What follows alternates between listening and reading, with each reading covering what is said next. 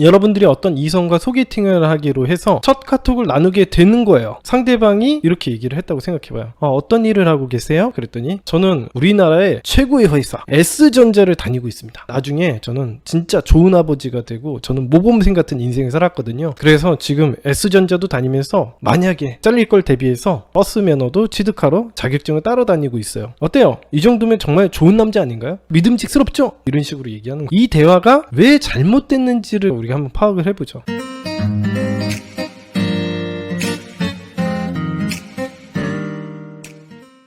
우리가 소개팅을 처음 하거나 연애를 처음 하게 되면 상대방에 대해서 알아가 보고 싶어서 궁금한 걸 서로 물어보게 되실 거예요. 이게 거의 첫 카톡이 될 수도 있는데요. 이럴 경우 절대 하지 말아야 할 것이 있는데 오늘은 폰게임 규칙 첫 번째, 너무 자세한 정보 제공은 상대방의 마음을 쉽게 만들고 만나기도 전에 여러분이라는 사람을 모두 파악하게 만들어서 더 이상 궁금하지도 않고 만날 필요가 없는 사람이 돼서 첫 데이트를 하기도 전에 카톡으로 거절당할 수가 있습니다. 카톡 첫 연락에서도 이런 일들이 일어나지만 사실 사귀는 동안에서도 비슷합니다. 여러분들이 너무 상대방을 안심시키려고 하는 행동이라던가 이런 것들이 도덕적으로는 되게 좋아 보이는 행동이지만 실제로는 상대방이 질려하고 부담스럽게 만들고 여러분에 대해서 간파하게 만들고 매력없게 생각하게 만드는 중요한 요인이 되기 때문에 따라서 상대방에게 너무 많은 정보를 제공을 하는 것은 상대방의 궁금증을 사라지게 만들어 여러분이라는 사람에게 연락을 하고 싶다는 생각이 들지 않게 만드는 방법이 됩니다. 예를 들어서 뭐냐면 여러분들이 어떤 이성과 소개팅을 하기로 해서 첫 카톡을 나누게 되는 거예요. 상대방이 이렇게 얘기를 했다고 생각해봐요. 어떤 일을 하고 계세요? 그랬더니 저는 우리나라의 최고의 회사 S전자를 다니고 있습니다. 나중에 저는 진짜 좋은 아버지가 되고 저는 모범생 같은 인생을 살았거든요. 그래서 지금 S전자도 다니면서 만약에 잘릴 걸 대비해서 버스 면허도 취득하러 자격증을 따러 다니고 있어요. 어때요? 이 정도면 정말 좋은 남자 아닌가요? 믿음직스럽죠? 이런 식으로 얘기하는 거예요. 이 대화가 왜 잘못됐는지를 우리가 한번 파악을 해보죠. 여러분들이 이 카톡 대화를 보면은 뭔지 모를 뭔가 답답함이 느껴지지 않습니까? 아마 이 남자는 저한테 이렇게 얘기할 거예요. 나는 잘해보려고 열심히 노력했는데 뭐가 문제냐? 라고 물어볼 거예요. 우리가 무조건 착한 행동을 한다고 해서 보상을 받지는 않아요. 여자분들과 남자분들의 이해관계라는 게 있겠죠. 여자분들은 남자들에게 기대고 싶고 의존을 하고 존중할 만한 사람을 찾는데 여러분들이 이렇게 인정받으려고 노력을 하게 되면 상대방 입장에서는 부담을 느끼게 되겠죠. 이 남자는 뭔지 모르겠지만 좀 아닌 것 같다라는 생각을 하게 되는 거죠. 여러분들의 목적이 상대방이 우리에게 연락이 오게 만들고 싶으면은 너무 자세하고 구체적인 이야기는 피해야 돼요. 이렇게 카톡 연락을 너무 많이 진행해서는 안 됩니다. 초보자분들의 경우에는 아무래도 연락을 너무 많이 하다 보면요, 여러분들에 대한 정보 그리고 이성을 대하는 태도 이런 것들이 분석이 돼요. 내가 여자나 남자를 만나본 경험이 별로 없고 서툴고 이런 것들이 태도로 나타나게 되겠죠.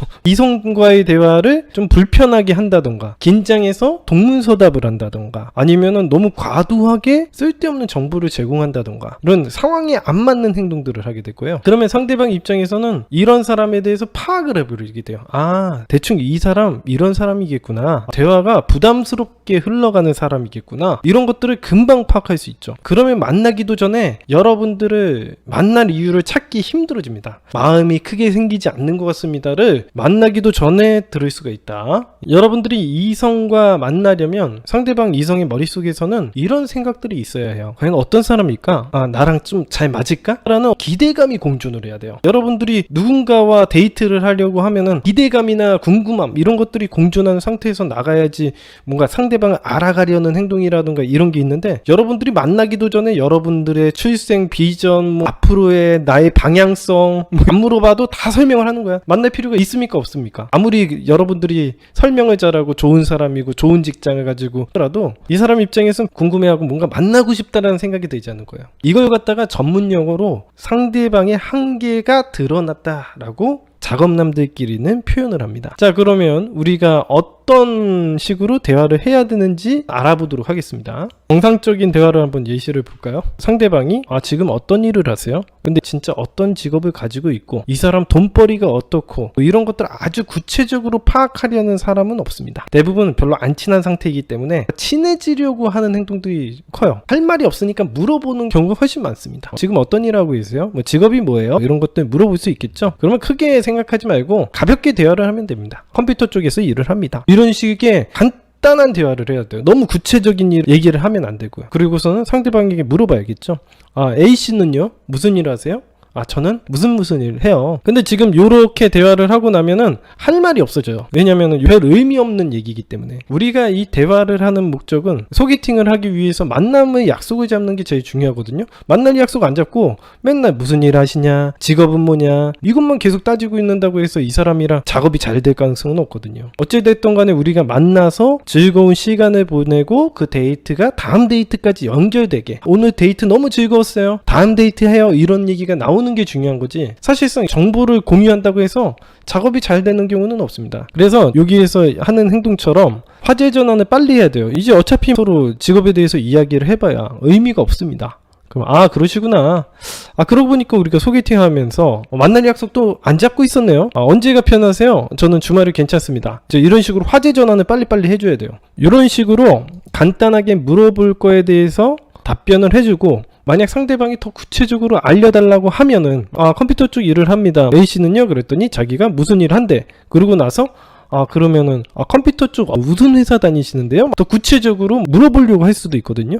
그러면은 이제 더 자세한 건 만나서 이야기를 나누시죠. 뭐 만날 약속을 잡으시기만 하면 됩니다. 굳이 쓸데없는 카톡을 주고받을 필요는 없습니다.